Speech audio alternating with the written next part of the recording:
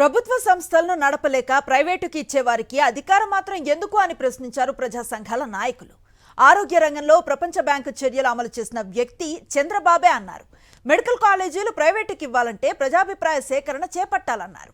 Private పరం చేయటం తప్ప ఏమీ రాని చంద్రబాబు సీఎం కాదని ఓ సీఈఓ మాత్రమే అన్నారు. పవన్ కళ్యాణ్కు వైరల్ ఫీవర్ వస్తే హైదరాబాద్కు వెళ్తారని, సామాన్యుడిని అని చెప్పి ప్రభుత్వ ఆసుపత్రికి వెళతారా అని ప్రశ్నించారు.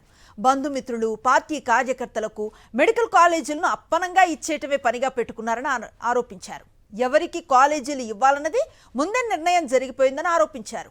ప్రభుత్వ మెడికల్ కాలేజీల ప్రైవేటీకరణకు వ్యతిరేకంగా విజయవాడలో రౌండ్ టేబుల్ సమావేశం నిర్వహించారు.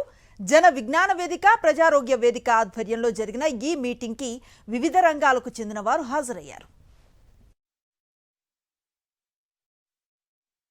గవర్నమెంట్ సొత్తుతో తయారవుతున్నటువంటి ఈ కాలేజెస్లో, ఈ హాస్పిటల్లో వైద్యం ప్రజలకు అమ్మడం అన్నటువంటిది చాలా దారుణం. అందుకని దీన్ని వ్యతిరేకించాలి. తప్పకుండా ఇది గవర్నమెంట్ ఆధ్వర్యంలో ఉండాలి.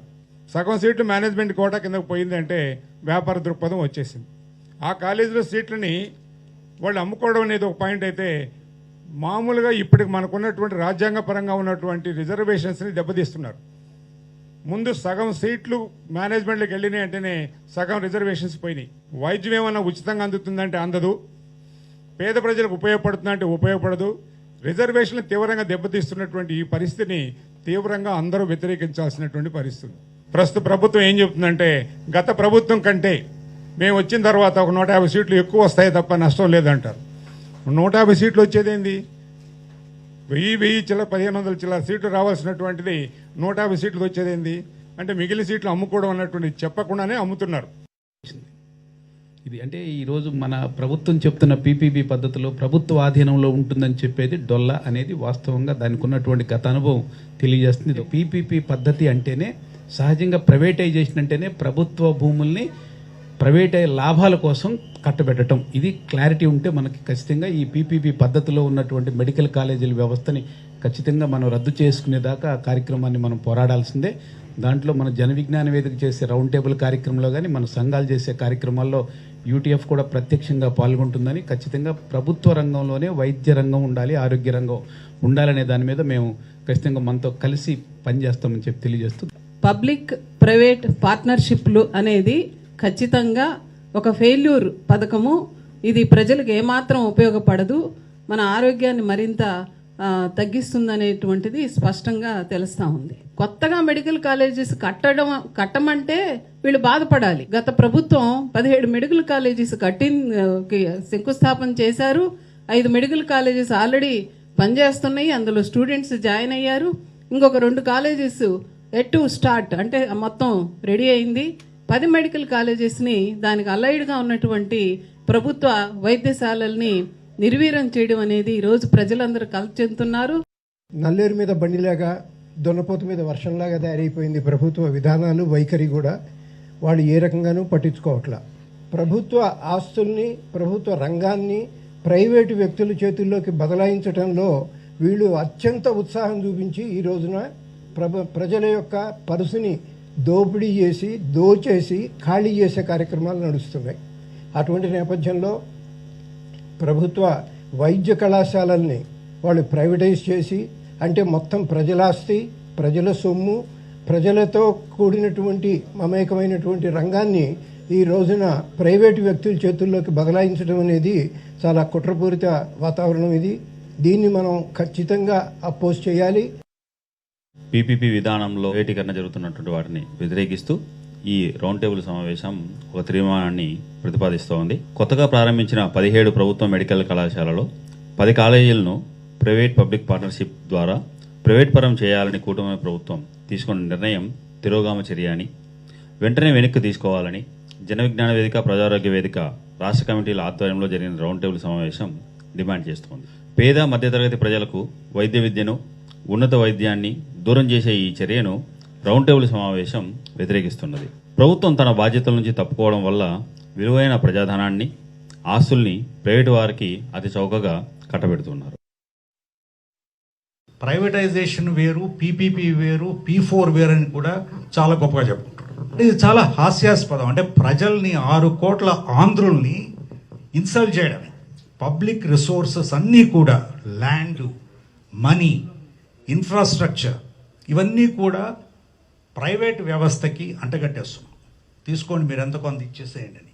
ఇవన్నీ కూడా బంధుమిత్రులకి, ఆ పార్టీ సంబంధించిన వారికి, ఆ కుల పెద్దలకి వీటిని పంచిపెట్టడానికి చేసే కుట్ర ఇది.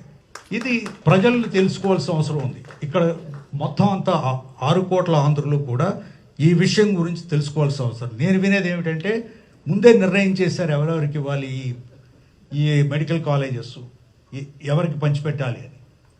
వాళ్ళు కూడా సిద్ధంగా ఉన్నారు ఇది తీసుకోవడానికి. నిజానికి ఆంధ్రప్రదేశ్లో మొట్టమొదటిసారి భారతదేశంలోనే ఆరోగ్య రంగంలో ప్రపంచ బ్యాంకు ప్రయోగం జరిగిండేది ఆంధ్రప్రదేశ్లోనే. జరిగితే యూజర్ ఛార్జెస్ తీసుకొచ్చారు. ఆ రోజు డెడ్ ఫెయిల్యూర్ వెనక్కి తీసుకోవాల్సి వచ్చింది. ఆ తర్వాత పిఎస్సిస్కు, తర్వాత కమ్యూనిటీ హెల్త్ సెంటర్స్కు సంబంధించిన చాలా అంశాలు ముందుకు తీసుకొచ్చారు. అవన్నీ కూడా వెనక్కి తీసుకోవాల్సి వచ్చింది.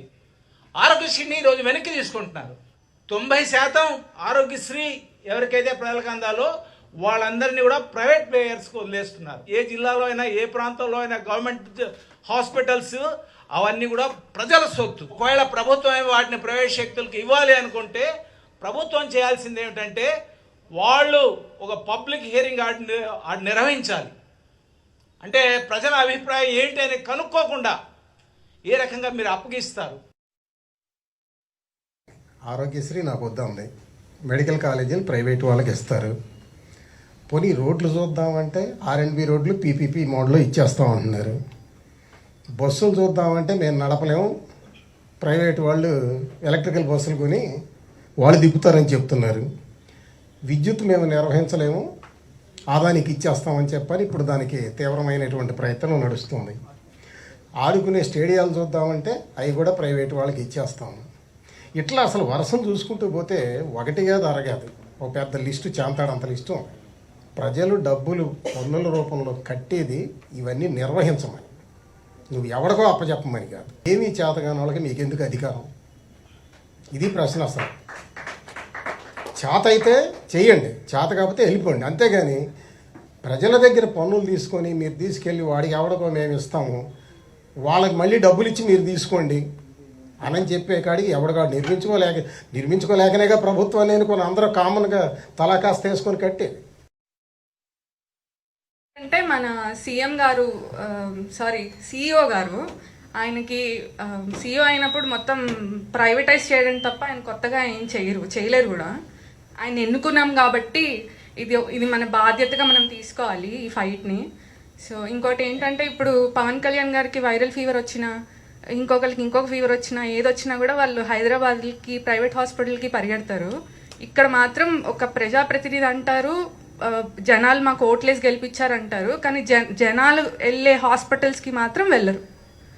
సో మీరు అక్కడికి వెళ్తే మీరు పెట్టుకోగలరు, మీరు వెళ్తారు. మామూలు సామాన్య ప్రజలు, మాలాంటి సామాన్య ప్రజలు మేము ఎక్కడికి వెళ్ళాలి?